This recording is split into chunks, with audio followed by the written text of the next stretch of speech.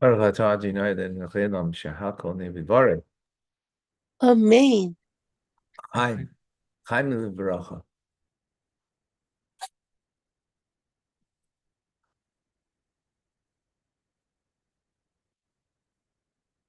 Maimer. Ani l'doidi, l'doidi li.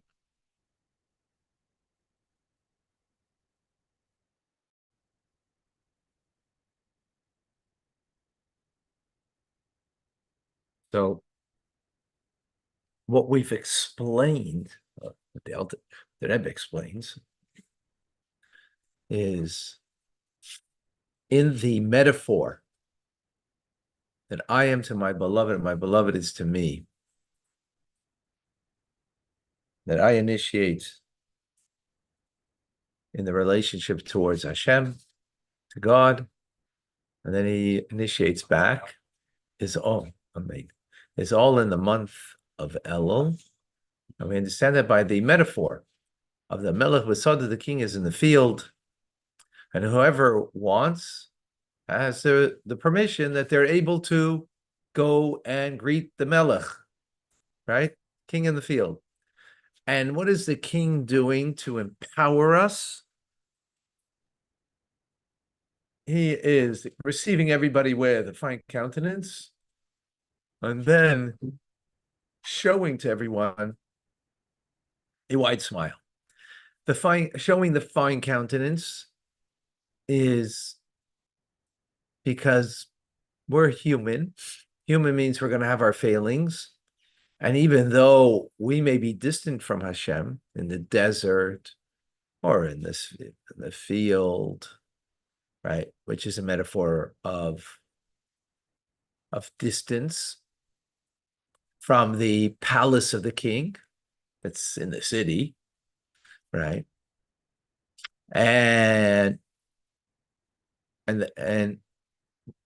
we can arouse within ourselves the desire to go see the king. And the fact that, which means that we want to do tshuva, return to Hashem, get closer to Hashem. We have that capacity. Yes, exactly. But the fact that the king is showing a fine countenance or accepting everyone with a fine countenance means accepting the person even though they want to get close, but they fail in coming close to Hashem. There's an acceptance there. The very fact that you want. Obviously means sincere desire, right? God knows. The king knows, right? And that will give us, when I'm sure we all have experienced this. I mean, not from our parents because our parents were perfect. Right. That when a child does something wrong, right, you show them how wrong they are. That's what God's doing. They made an effort. You're a child, but it didn't come through. What's God doing? He's not. You were wrong. That's what God is doing. God is showing a fine countenance, meaning he's believing in us that we could.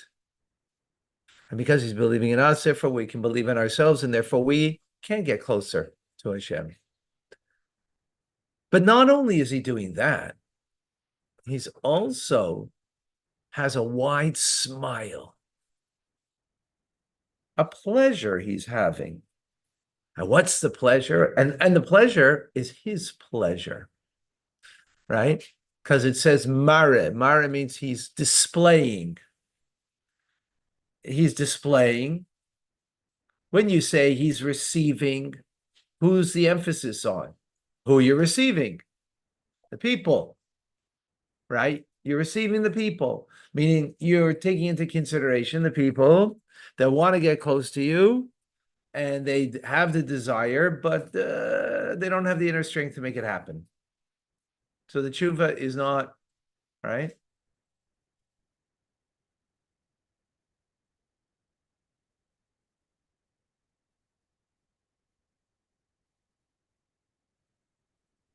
What a lesson this is in about, how to deal with another person, right?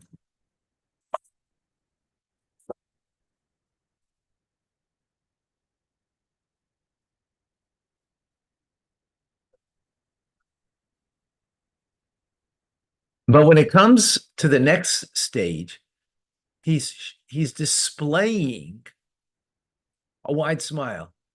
Displaying means that it's of him. It's his display. And even before you see it, the smile's there, right? Whether you've seen the smile or not seen the smile's there. What's the smile for? What's God smiling? What's the king smiling about? Well, smile is a pleasure, right? Smile means a pleasure. What's the pleasure? Who's the pleasure? What's the pleasure, huh? Who's going to speak up? Who remembers?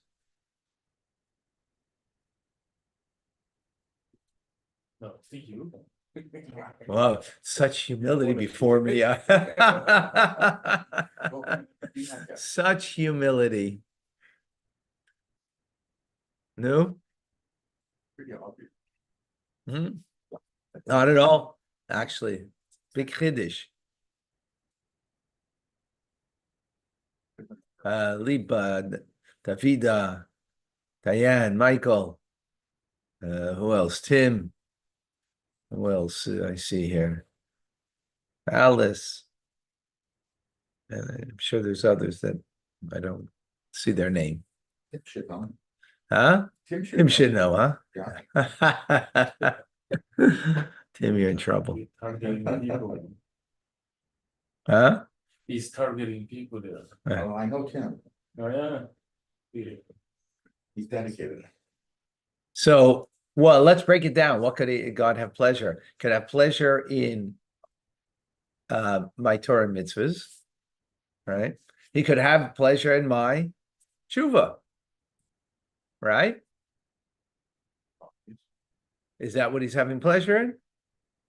Obviously, he's having pleasure in that, but that's not here the pleasure that he's having.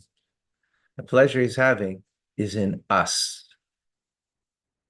In us, not because we did something, because we are something. He's having pleasure. This is a real important lesson. Why do you have pleasure in your children? Usually a pleasure, oh, my child won a trophy, either in school, right? He won a trophy in sports, accomplished something, so you have a pleasure, right? But no, God is having pleasure in the fact of who we are. We're Yidden. So imagine having that pleasure in your child for who they are, not what they accomplished. On top of that, you have pleasure in that too. It's not denying that pleasure. It's not the basis of the pleasure. This is so powerful. This is so meaningful.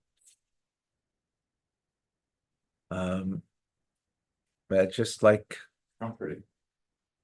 and very comforting that God takes pleasure in us. Right? This is what's called pleasure can be a compound of things, right? Then there's pleasure that's called bilti murkav, that's without any compound. It's an essential pleasure. Bilti Morkavet. Huh? You said Bilti Morkavet. Bilti murkav in Hebrew. Bilti means without, murkav, compound. It's not compounded, meaning it's not made up of things. It's of no, your pleasure is of nothing, Just because. just because who you are, right? Not because you did something wonderful, right? It's in the Jew themselves. Beyond the fact that God has pleasure of our Torah mitzvahs, or beyond the fact that we do tshuva. Not to say, of course, he has pleasure in that too, right? But this is an essential bond and an essential pleasure. And because God is displaying this smile, right? And this pleasure is now revealed to the person. And who's this person that he's revealing it to?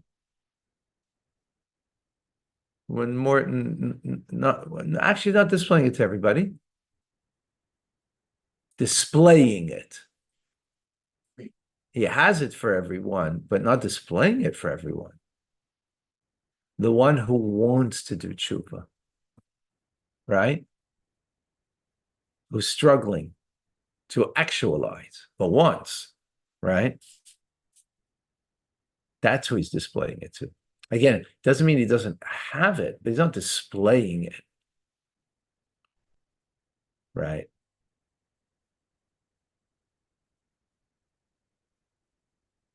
In other words, if someone doesn't want to do good, you're not displaying that to them at that moment, right? If they're openly, willfully trying to, but someone, they want to be good. They want, but they just can't put it together. They can't, they don't have the wherewithal, the inner strength, and they try and they fail. Someone who is, outright a liar. I don't know if that means that's what you're displaying to them. Just trying to bluff you, right? That person's not straight.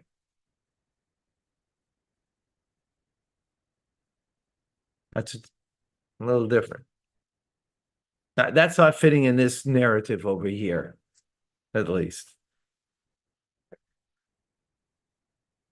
In other words, without sincerity,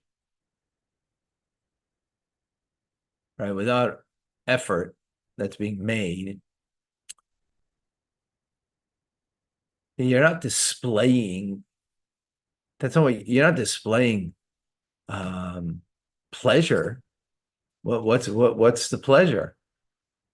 Person's not sincere, not honest, not really making the effort, right?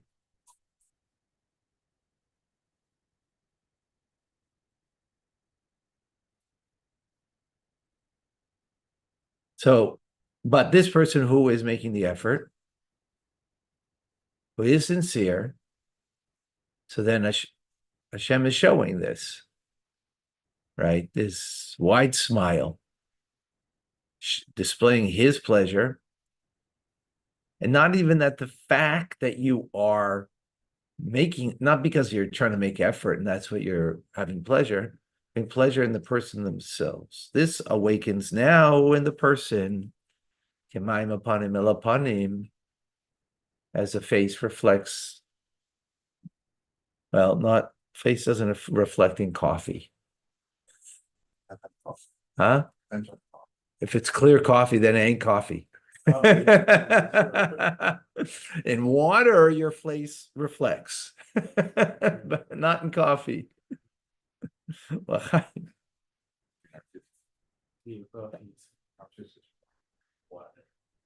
Yeah, so yeah, it's not a good metaphor, but water reflects the face that you show, right? So now that you're showing this to this, God is showing this to this individual who's distant, they're distant,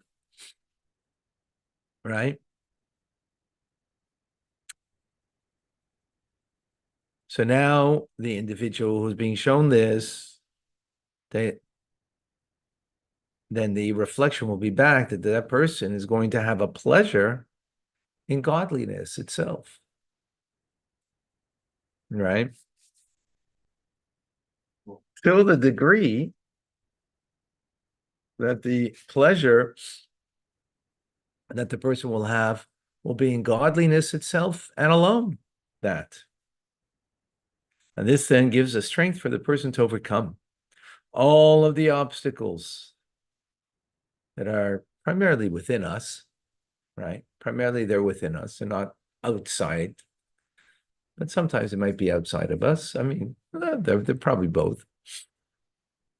That we could do complete and proper tshuva and get closer to Hashem. Now, we need to understand, according to this, right, it sounds like this is not just an empowerment. This sounds like outright awesome, right? We explain that Elul is really the month that God empowers, but it's not awesome like the days of awe, like Rosh Hashanah and Yom Kippur. It's not that, right? Rosh Hashanah and Yom Kippur are like awesome days. Well, this sounds pretty awesome too, right? Nonetheless, what is Elul supposed to be? Anila Daidi. I'm to my beloved. In other words, I'm not responding to God's, awakening from above, right? I'm responding first and foremost, but this sounds like I'm responding to God, and not just an empowerment, but something very powerful. But it's supposed to be Anila Doidi. It's starting with me, not with God, right?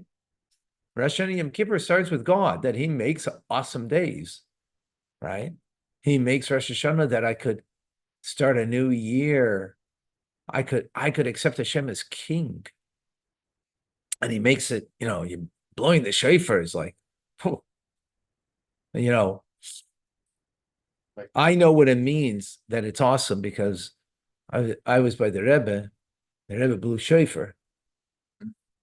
I don't know if you could, I don't know if there's anything more awesome than that in human experience than the Rebbe blowing shofar on Rosh Hashanah. I don't think there's any. No, you can't pass on the experience. Yeah, but it's like, let me tell you. As a result, right after davening in 770 on Rosh Hashanah, no, I wasn't going to be here because Rabbi Muchkin, the chief head shliach of Montreal, came to me right after davening and said, would you consider coming to Montreal to be a shliach? I laughed at him. I literally laughed at him. Never. Huh? No, not because of Montreal. Nothing to do against Montreal. No, not because of that. Those fresh. No. After being by the Rebbe's Tekiyas, being by the Rebbe on Rosh Hashanah and the Rebbe blowing shofar, I laughed it off. Like, I just got married a few months before that, so but that's not a time to ask somebody you want to leave the cocoon, like such an experience. No way, right? Okay, so that's all. But right.